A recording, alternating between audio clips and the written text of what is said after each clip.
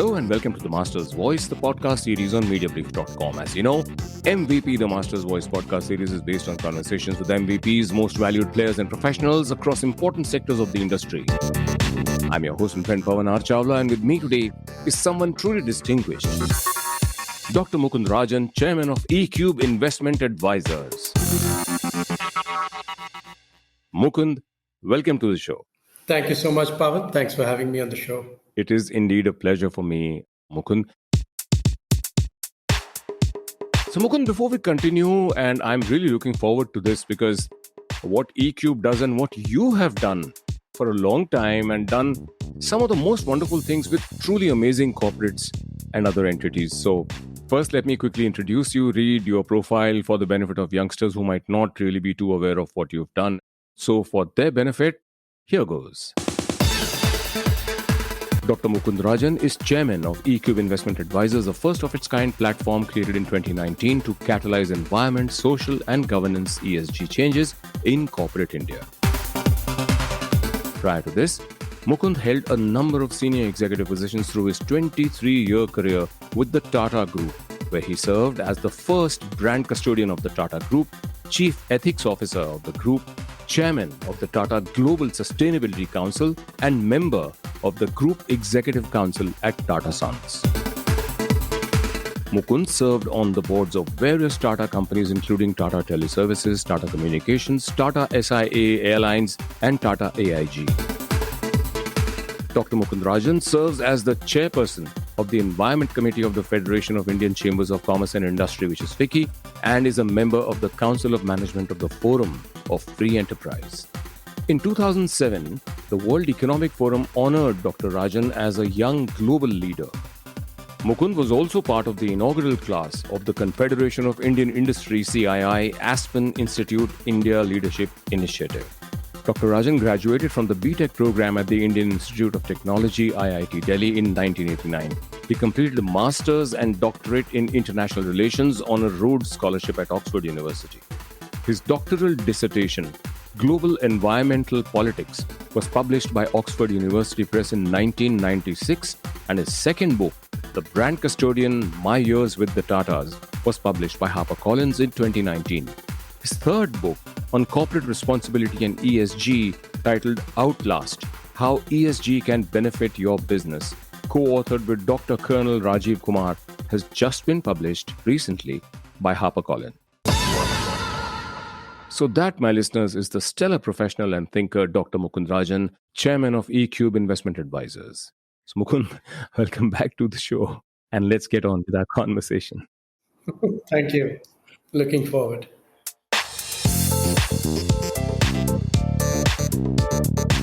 Right, Mukund. ESG has become a buzzword today. It demands and deserves the most authentic and sincere emotional and other investments from corporates and individuals. And then there are several corporates that have clambered aboard the ESG and purpose-driven comms bandwagon, literally kicked onto it due to the worst kind of FOMO. And of course, there are the genuinely motivated corporates also begins. So what is your advice, Mukund, to both these categories of corporates on how to approach, invest in, and demonstrate a committed approach to ESG, purpose, etc.? What should they bear in mind at all times to ensure that it is indeed a real commitment? So, Pavan, I think this whole thematic of ESG is now upon us in a major way, with multiple stakeholders really driving the agenda very strongly. I don't think there is going to be much room in the future for companies that aren't authentically, as you mentioned, embracing the ESG agenda, Right, and doing whatever needs to be done to demonstrate that they have a strong ESG narrative in place, put out the data that people can validate their assertions around ESG with, and show that they have a roadmap towards continuous improvement.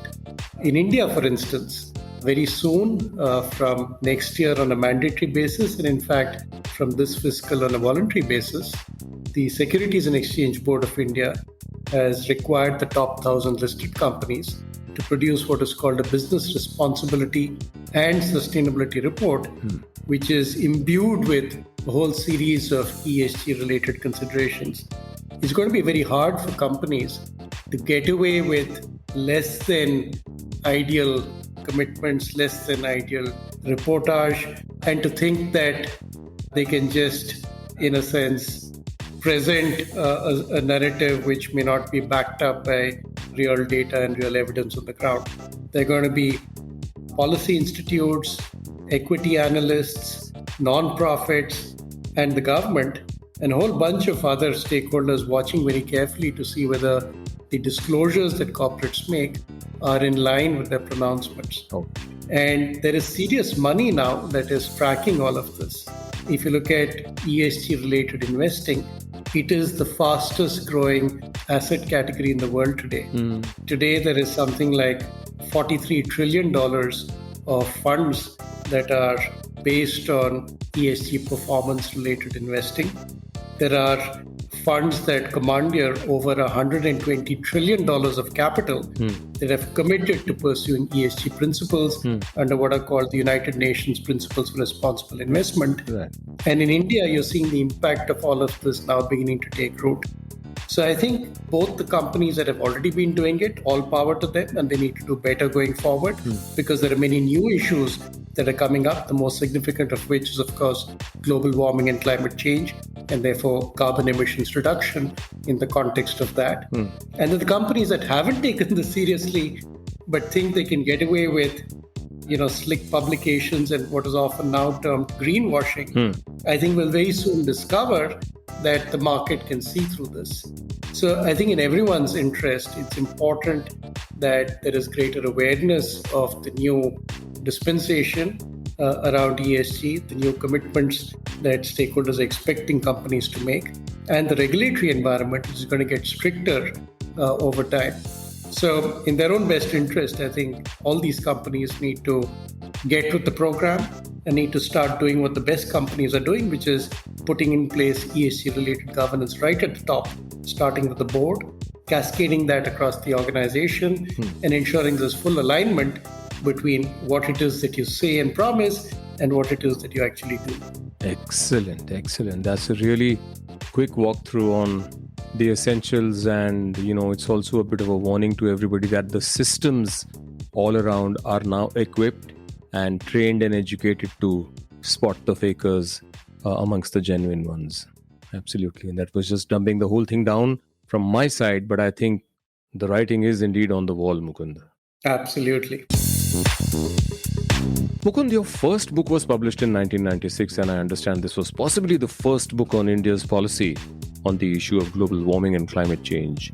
And these environmental challenges are clearly now very relevant. So tell us what your book was about, the one that you published in 1996, Oxford University Press. So Pavan, the book's title was Global Environmental Politics, India and the North-South Politics of Global Environmental Issues. And what interested me most about global environmental issues, these include issues like climate change and global warming, as well as ozone depletion, loss of biodiversity. What's common to all of these issues is that no one country on its own can resolve these issues. You need the collaboration of all countries to find a sensible long-term resolution. Right. Take the issue of global warming. Today, India is the third largest greenhouse gas producer in the world. There is no solution possible for the challenge of climate change and global warming if India does not participate in finding the resolution for that problem.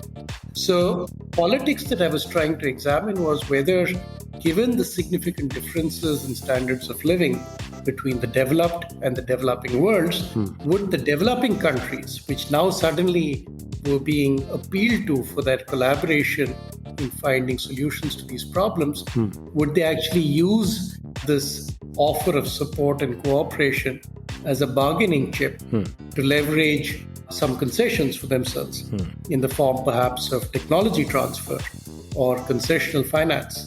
Indeed, on the issue of ozone depletion, the developing countries actually managed to wangle fairly substantial transfer of finance and technology to themselves through their collaboration, what was called the Montreal Protocol. So the question was the same thing possible in other global environmental issues, somewhat akin to what happened in the 1970s when the oil-producing countries under the banner of OPEC actually traded their supplies of oil and fossil fuel products and negotiated much better pricing than they had hitherto been able to achieve. So developing countries achieve something similar. I have seen over the last 25 years that these same issues continue to be relevant. Even at the most recent Glasgow Conference of Parties on Climate Change, the same issues of technology transfer, concessional finance came up. So obviously there hasn't been a great deal of progress from the point of view of the developing countries. So negotiation and strategy has been somewhat of a failure. But at the same time, what is now emerging is that these countries will be significant victims of some of these problems. And now there's actually a much greater vested interest they have to cooperate to find resolutions of these problems. So it's going to be, fraught with a fair amount of tension. On the one hand, trying to negotiate better terms and conditions. At the same time, recognizing the longer you delay it, the more you yourself will be a victim. So very interestingly poised politics. But in 1996, this was sort of early days of some of these issues. And so my book really looked at what was happening at that point of time. Right. And if you look at the political scenario and the thinking, things really haven't changed. There hasn't been much improvement in the environmental conditions around us. Quite right. In fact, things have become much worse over time. And now I think there's really a sense that these are emergencies. We in fact call it a climate emergency in many Western countries. So I think there is an expectation that the world now needs to move much faster in finding solutions for these problems. We don't have the luxury of time. Absolutely. Mukund, did you not think about an academic career after your PhD? I mean, why did you join the corporate sector? I'm glad you did. But, Well, when I was in Oxford from 1989 to 1994, this was the period when, as you know, India went through economic reforms, 1991 onwards. Yeah. And one was reading so much about how much had changed in India in that period of time. So sitting in the UK, from afar, seeing what people are writing about the changes in the Indian economic system, moving from a scarcity economy based largely on principles of socialism to much more of a free market, free enterprise-based economy with all the changes that portended.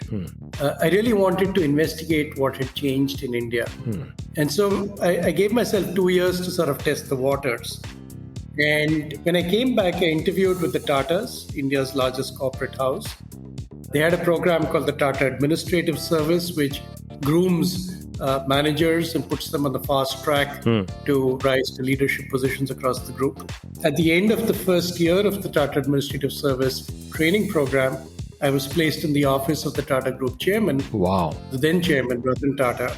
And that sort of changed everything for me. It gave me huge exposure to all that was happening and changing in Tatas, in India, and indeed because of Mr. Tata's significant international commitments across the world. And once one had tasted that exposure and experience, I really didn't feel the need to go back to the world of academia. It was just so much fun. I was learning so much. In the corporate sector, I decided to stay on. Oh, that really must have been amazing. I mean, look at this. If destiny wants you somewhere, then someone as amazing and as large-hearted and big-minded as Ratan Tata himself enters the picture and says, "You, young man, you're going to be in my team." I mean, you just entered the space with, a magnifying glass and the curiosity of an academic, I think. And there you were working very closely at the Tatas with Mr. Ratan Tata himself. I mean, amazing. What was that experience like, Mukund? It was a fantastic learning experience, Pavan. We had a very small office that was servicing all of Mr. Ratan Tata's requirements. And therefore, as part of a very small office, one felt and one was indeed enormously empowered. Lots of responsibility on very young shoulders.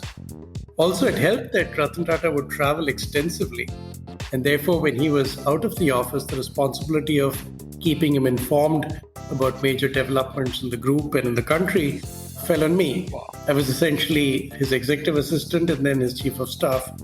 So one had the opportunity to see a number of issues at close proximity, to work with him on identifying the solutions, on being his messenger, conveying messages to key Tata Group and other external stakeholders. Excellent. You saw a number of crises at close hand. You also saw a number of major business opportunities work out. Wow. And one in particular actually became a significant area of focus for me and a lot of my subsequent career.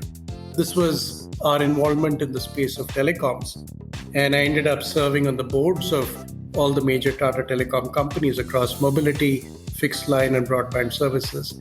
So huge amount of learning, huge amount of empowerment, a tremendous sense of responsibility. Wow. And really working with the man himself, a thorough gentleman. It was very, very exciting times. And for a young manager, you couldn't ask for anything better than that. Absolutely. I would assume that when the great man was traveling and needed to be informed of everything that was happening, you probably also started training yourself to think preemptively, like, what will Mr. Tata now want to know about this aspect? I mean, it's a conditioning or training of the mind saying, let me also, at least, if not, step with him, one step behind him. But I think it must have been a great conditioning for your strategic, preemptive thinking, I think. You're so right, Pavan. Absolutely on the spot. And the better you can do your job by actually foreseeing what he's going to need, the more it prepares you for leadership when the time comes for you yourself to rise up to those kinds of positions.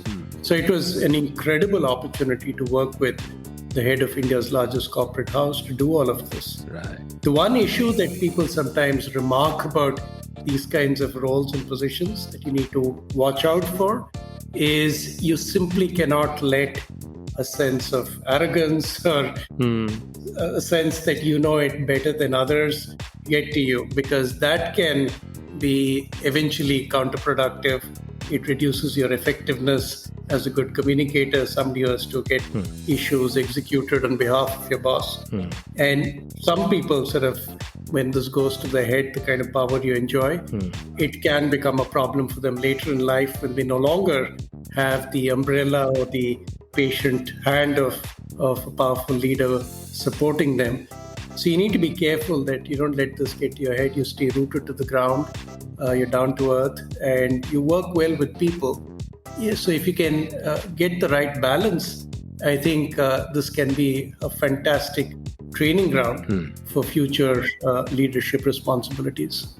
Excellent, excellent. So very important is to always keep and retain your humility. I mean, just as the great man himself, Absolutely. So, Mukund, while you were working with the Tatas, there were 2 years that you spent as managing director of one of the listed Tata Telecom entities. And in your second book, The Brand Custodian, you say that these were amongst the most enjoyable years of your working career. Why was that? So, Pavan, I think telecoms reflected an industry where you saw a number of very important factors defining, in a sense, the future of the entire economy. You had the role of technology. In fact, the kind of technologies we're using these days through broadband networks, for instance, a lot of that was just coming to play at that point of time. So the fast-changing nature of the sector, the intense competition that existed because of very aggressive players from Reliance and Airtel to multinationals like Vodafone. So one got to see sort of the most exciting elements of competing in the marketplace on the back of both fast-changing technology and fast-changing regulation, because the government is also trying to keep in step with some of these changes and trying to then succeed in persuading the market to adopt your products and services. I think it was a fantastic time to learn how to navigate business and how to be successful in India. The best part, though, and the reason I enjoyed that part of my career perhaps the most, was interacting with colleagues. The workforce that we had in Tata's, in the company that I was running, for instance, was relatively young. I'd say on average, the median age was just around 30. and the responsibility one had to motivate and encourage that workforce to aim high, to take on the challenges of some of the biggest and most competitive and aggressive players in the Indian market and emerge successful. I think a lot of excitement, a lot of fun one had trying to do that. And I think we were fairly successful. And I myself was constantly learning on the job. I wasn't very old myself. I became a CEO before the age of 40. So trying to pull all this off in a very competitive industry, I think left me with a great sense of fulfillment and achievement. And as I said, the best part was interacting with so many people. Remember, just before that, I'd worked with Ratan Tata in his office, and we had like 5 people who were part of my team. And suddenly I was catapulted into this job as managing director. We had 3,000 people on a permanent roles. We had around 10,000 people who included feet on street and retail support. So very, very different kettle of fish. And just testing myself in those circumstances with that kind of competitive dynamics was awesome. And the friendships one created, the kind of excitement we had about doing things together, the teamwork that was so important to our success, all of that was a huge, huge learning opportunity for me and something I will never forget. Absolutely. And how could you ever fail? I mean, you were handpicked by the man, one of the greatest Indian leaders of enterprise. So obviously, from a small office of 6 to how many hundreds of thousands of people across, and then servicing and serving large swaths of the Indian population must have been very satisfying also. And then came a major transition, right? From telecoms, you moved into the world of private equity, Mukund, and you set up the Tata Opportunities Fund, which was the largest debut private equity fund out of India at that time. What was that transition like? Again, full of learning and very enjoyable for that reason. One got an intimate view of the world of big money, a world occupied by sovereign wealth funds on the one hand, managing the wealth of nations, and then billionaires at the other end of the spectrum, ultra high net worth individuals. So we had both sorts of investors in my fund. On the institutional side, we had investors like Temasek, the Singapore Sovereign Wealth Fund, and Korea Investment Corporation, the South Korean sovereign fund. One also got to meet a bunch of US billionaires and see how they conducted themselves. I remember attending the Berkshire Hathaway AGM as a guest and watching Warren Buffett and Charlie Munger handle their AGM with such great capability. And these guys were really on top of the subject. They had data at their fingertips. And this was when they were in their late 80s. In fact, a few days back, I saw a video of this year's AGM. They're still going strong. Both are now in their 90s. Charlie Munger, I think, is 97. And they're still as competent, as efficient as they were almost a decade and a half back. Wow. So clearly, these are people who work very, very hard to get where they are. And that was a revelation and an inspiration for me. And finally, in private equity, I had to equip myself with a team that had much more experience in private employment than me. And so I really learned how to work with these professionals, how to leverage their analysis of good investment opportunities, because that is something that was totally new for me. And in fact, that's something, Pavan, that I've found in all my roles. I've sought out the smartest people I could find, often people much smarter with more experience than me, and I've relied on them to coach and guide me. Wonderful. And I think in today's world, you simply cannot pretend to be the master of any subject. You need to accept that there will be deficiencies in your knowledge, in your information, in your capability. You need to be willing to work with teams of experts and seek solutions that independently you might each struggle to find, but collectively it becomes much easier for you to put together the answers and execute on programs. So private equity for me in that sense was again huge amount of learning and very, very exciting times. We raised a $600 million fund. As you rightly said, it was the largest debut private equity fund at that time. And it's done very well. So I've been very pleased with my learning from that entire experience. Excellent. In fact, one thing that you mentioned brought to my mind what Peter Mukherjee, whom I had the privilege of working with. He used to be head of Star earlier, and then he launched the INX group in India. television channels. Brilliant man. And he used to say, Pavan, always try to find people who are better than you. Only then will you become a company of giants, or you'll just remain pygmies.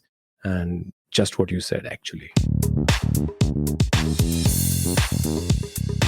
So, the role that you played then in the Tatas as brand custodian, that was something new.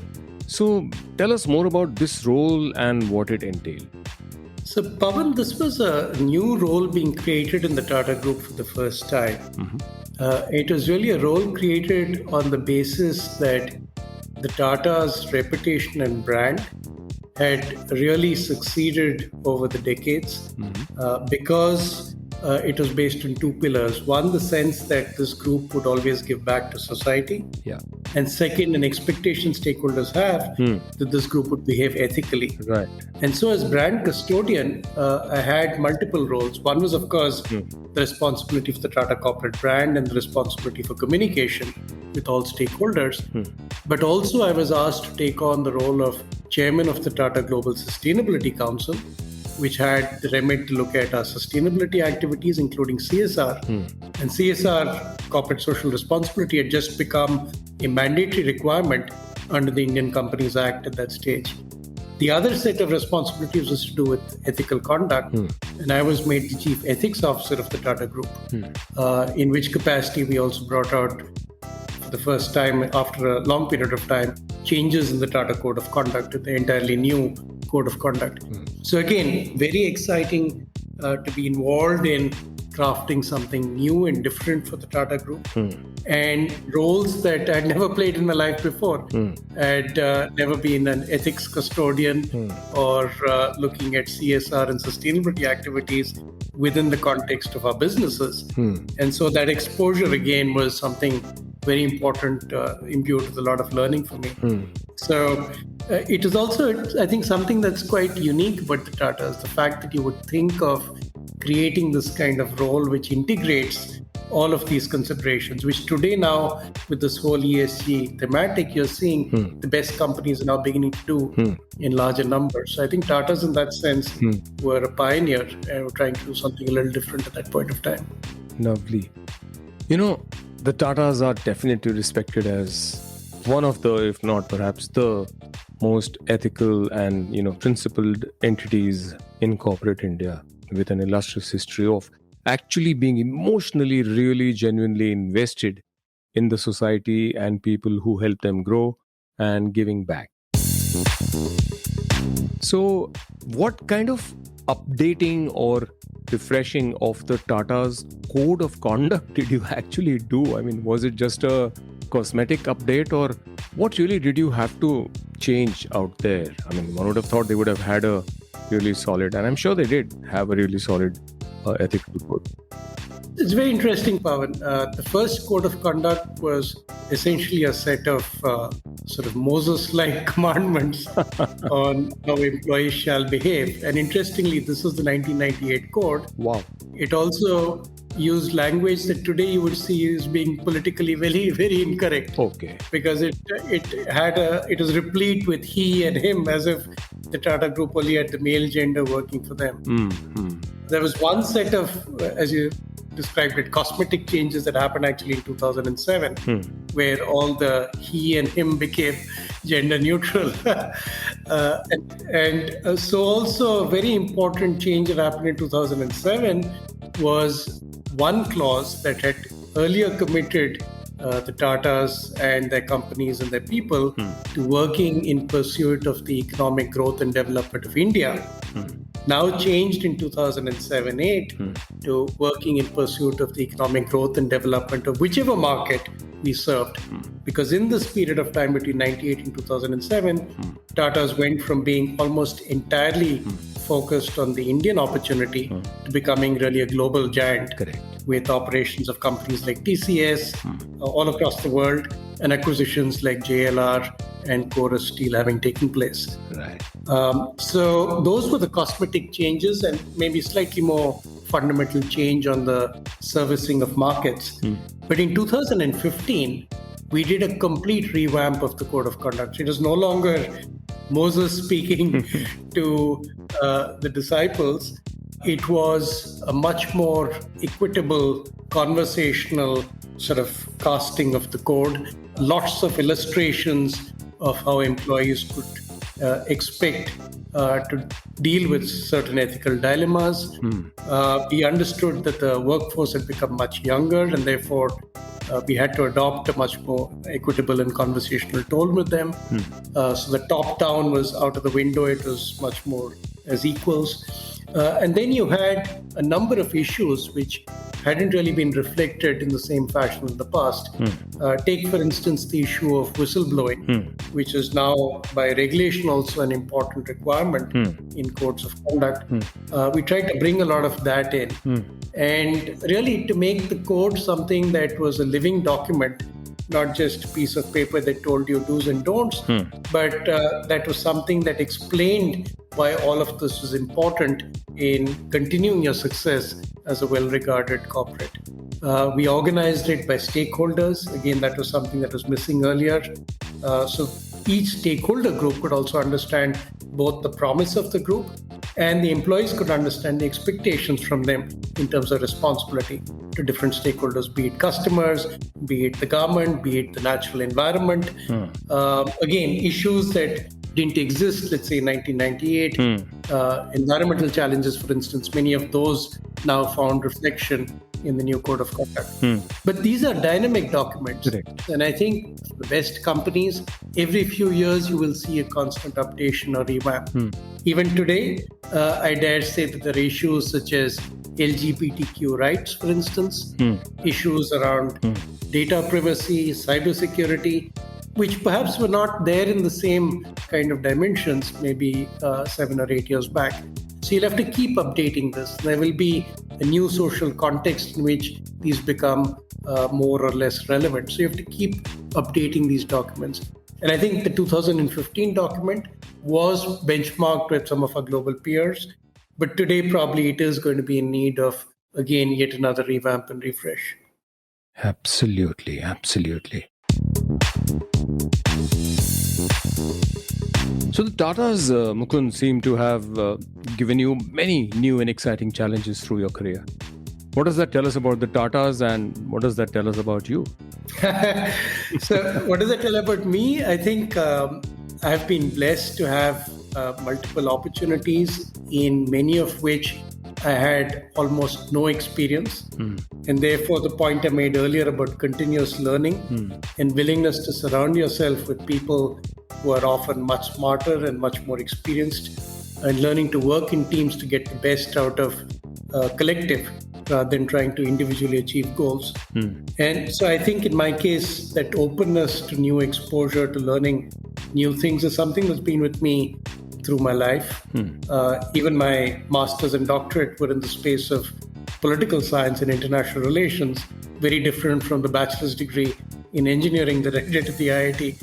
So it's something that thankfully I've sustained through my life and have greatly benefited from. About the Tatas, I think really it was their willingness to take bets on young talent and to take chances. And I think for a group as large as the Tatas, they could afford to take these kinds of chances. And it's great to see that the group would actually invest so much responsibility in the hands of a pretty young manager like myself at different points of my career, with major business responsibilities, major capital allocations in my hands. So I think the pioneering spirit of the Tatas, one of those dimensions is the willingness to entrust very significant responsibilities to young people. And I think the group has really shown itself, and particularly Ratan Tata as the leader. I think this was something he cared deeply about and something I saw over and over again in some of his decisions and people appointments in the Tata Group. So I think hats off to the group for being willing to take those risks and those gambles from time to time. I don't think they are a risk-taking gambling group. In a positive way, I say that. And they would definitely, they wouldn't kick anyone upstairs. And I think you completely deserved all the responsibilities that you got, and you delivered brilliantly on all of them. And you said that you were blessed to be with them, and yet you left the Tatas in 2018 to start your own firm, ECube, in the ESG space. Why did you want to leave them? And also tell me, what does ECube do and how did this interest in ESG come about? So I think by 2018, I'd pretty much done whatever I could in the group. I'd reached the heights that I had probably dreamt about when I joined the Tatas, including the senior most positions in companies and also at the level of the group. And the responsibility as the first brand custodian was a privilege, which I was really very, very fortunate to be blessed with. I think by 2018, one also started seeing that this whole new thematic of ESG was going to become very, very big in India. And from just supporting one group and working in the context of the House of Tatas, one saw the possibility of actually doing something much larger for the entire Indian market, corporate India, not just the Tatas. There was one particular event which also gave me the confidence that striking out on my own, this was perhaps the right time to do it. So this was in 2017 when I was still inside the group. There was talk that the Tatas would potentially close down the telecoms operation. And so some of my former colleagues approached me and asked if I could figure out a way for them to secure their jobs. And after some amount of research and looking at the operations, we came up with the strategy to actually protect all the jobs, but under a different ownership. So I worked with a private equity firm and a Canadian pension fund to put together a management buyout offer, which at that time I think was probably the largest buyout offer that India had seen. It was a $1.3 billion offer to the Tatas to take over the broadband business. And with the promise that all the jobs would be secured. For a variety of reasons, that offer eventually didn't go through, but it was tabled and it was in fact reported widely in the media. It was constructed in the space of less than a month. And what it told me was the Indian market is ready for good teams with a smart idea to be backed by large amounts of capital. It's all there. You just have to have the right concept and be able to persuade the providers of capital that you have a good team that can execute. And that gave me the confidence that if one stepped out from the shelter of the Tatas, one could actually pursue something very exciting and interesting and backed by private capital. Okay. So we created ECube in 2018-19. As the name suggests, ECube is drawn from 3 E's. And really the byline was engage and empower for ESG. Okay. And really, if you look at the way one would connect the dots from the time of my doctoral research in environmental politics back in the 90s to my responsibilities at Tata's as chair of the Tata Global Sustainability Council and chief ethics officer, you can see this interest in all of these areas of E, S, and G. And particularly in 2018-19, I felt that climate change and focus on good corporate governance were going to be very, very important drivers of corporate success in India. And given the experience one had and the team one built around oneself at ECube, I felt there was so much that one could give back to corporate India and help corporate India prepare for the ESG transition. And that's really what we're doing at ECube. Excellent. So when you left the Tatas after what would have been akin to half a lifetime in a corporate career, 23 or more years, what did you take from there that has stood you in good stead? Attitudes, qualities, values, and which of these began to grow sharply during your long association with the Tatas? I think 2 things are probably what would stand out for me. One is the focus on values. As I've written in my book, Brand Custodian, the Tatas was so focused on values. I don't remember a single major speech which Ratan Tata gave as chairman, for instance, where the issue of values didn't come up as a very important component of that speech. So it was something that the group truly believed in, and it is something one took away as being very, very important in the way you set yourself up in society. The Tata founder, there's a very famous quote of his which you'll see in many Tata offices and plants and so on. to the effect that in a free enterprise, the community is not just another stakeholder in business, but is in fact the very purpose of its existence. Wow. And so linking the success of the corporate with the success of all stakeholders in society, I think has been fundamental to the way in which the Tata brand has earned its trust. Brilliant. So that, I think, has been a hugely important takeaway for somebody like me in what I'm trying to do now and persuading corporate India that you need to carry your stakeholders with you. You need to build that equation of trust if you're going to be successful. Excellent. And I think the sense of the long term that you have to think about where you are going to be, where your brand is going to be, out in time. It's not about the next quarter, but as in Tata's people are fond of saying, it's about the next quarter century. So that also gives you then the resilience, the stamina to really think about success over a period of time. If you look at some of the great Tata success stories, TCS and Titan, they didn't become successful overnight. It took them many years, many decades of enterprise and effort before they emerged successful as some of the best exemplars in their respective sectors. Right. TCS, started in the 60s essentially as a division of Tata Sons, but it wasn't till the early 2000s when they were able to go through their IPO that really they flowered and emerged as a world beater in many respects. Similarly, Titan, when it started the jewelry operation, there was a period of time when it was at great risk of being shut down because it was so unprofitable. And now today, that same division accounts for maybe 80% of the top line and bulk of the profits. So I think that's the other learning, that the long term is so important.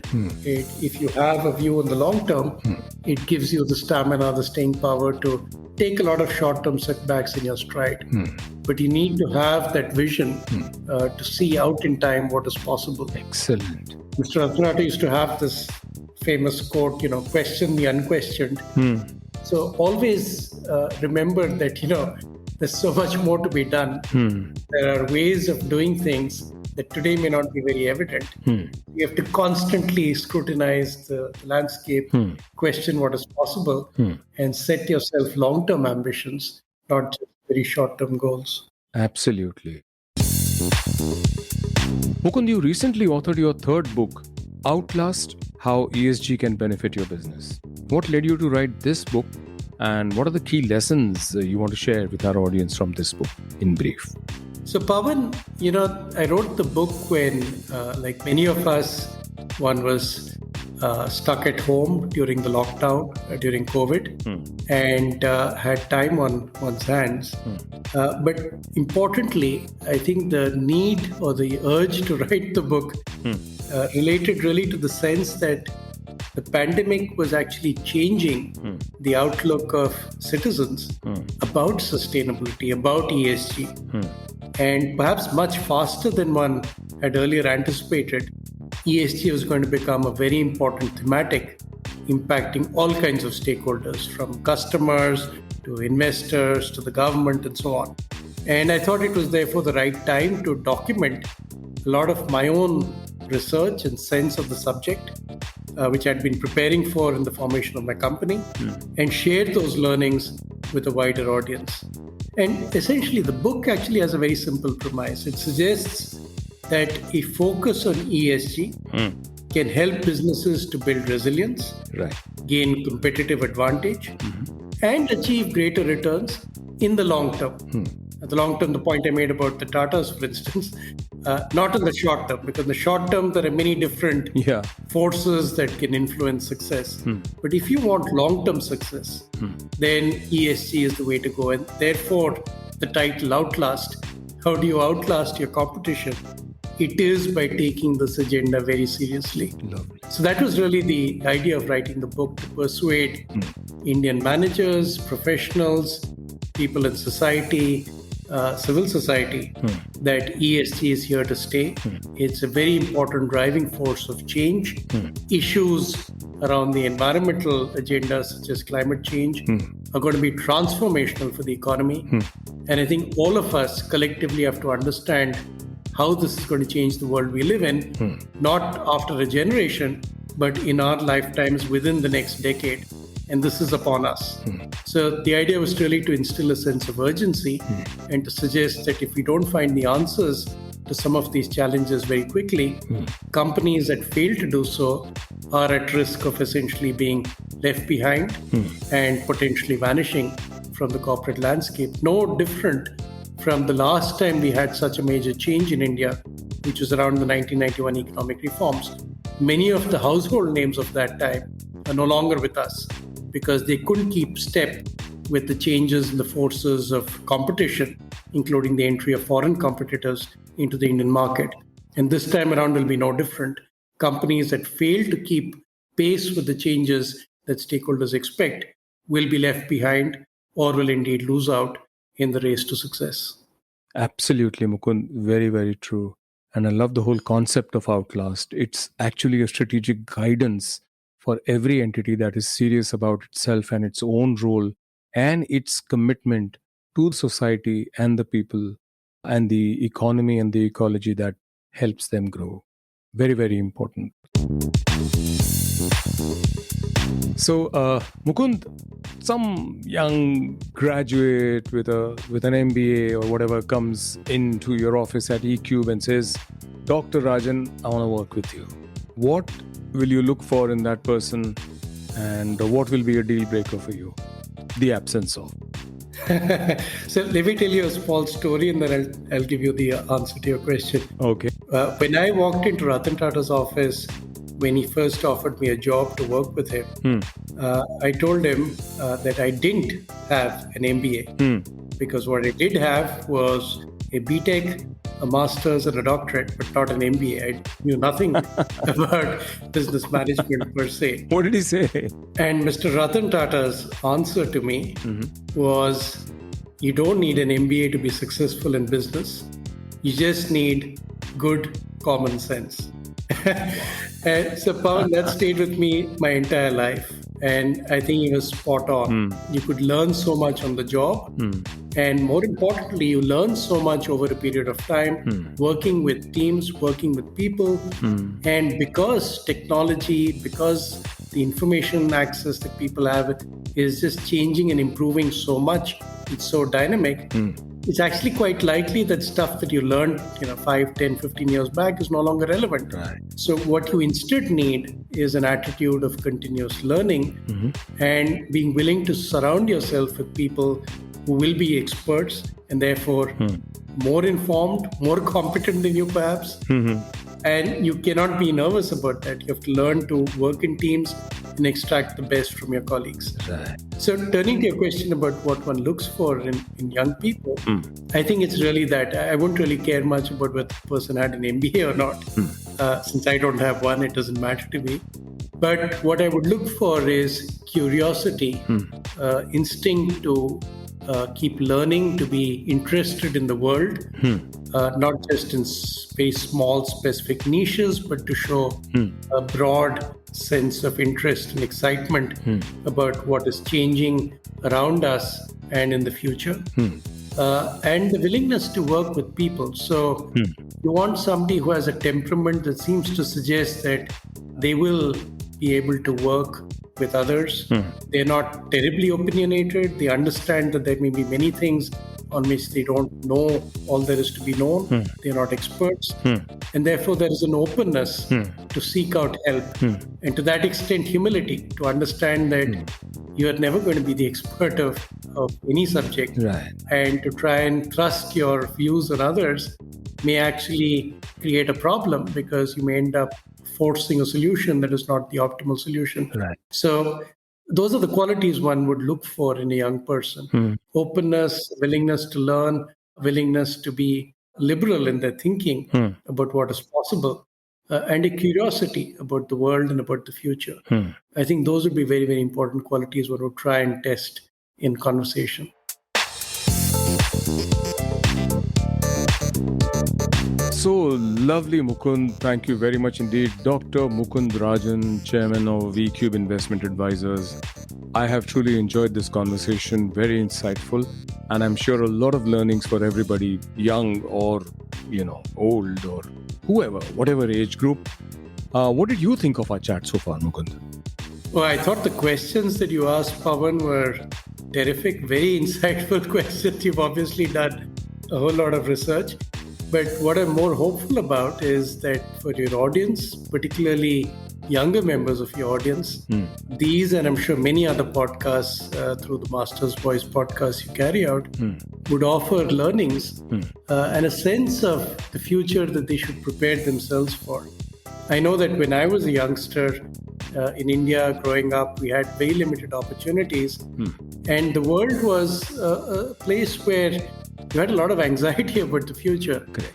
For today's youngsters, I think there's a wealth of opportunity, much more than we had in our times when we were growing up. And yet there would be some of the same anxieties about what kind of career, what kind of job, where you need to really express your personality is the best. And I think it's through these kinds of interactions that you can pull out the learnings from people who've been there and done that. And hopefully there's something that the audience can take away. So hats off to you for organizing this set of shows and really getting some very interesting people to really unburden all of their learnings and their own personal journeys in a very effective manner. Congratulations and well done. Thank you very much, Mukund. Actually, generous and enlightened souls like you, they don't unburden, they willingly and very happily share, just as you've done.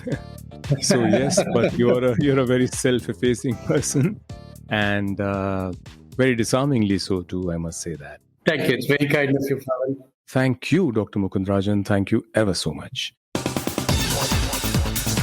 Dr. Mukund Rajan, Chairman of ECube Investment Advisors, was my distinguished guest on this very special episode of MVP, the Master's Voice podcast on Mediabrief.com. I hope you enjoyed the conversation as much as I loved bringing it to you. Till we meet again in the next episode of The Master's Voice, the podcast series on Mediabrief.com, this is your host and friend Pavan Chawla saying, take care, stay safe, bye-bye.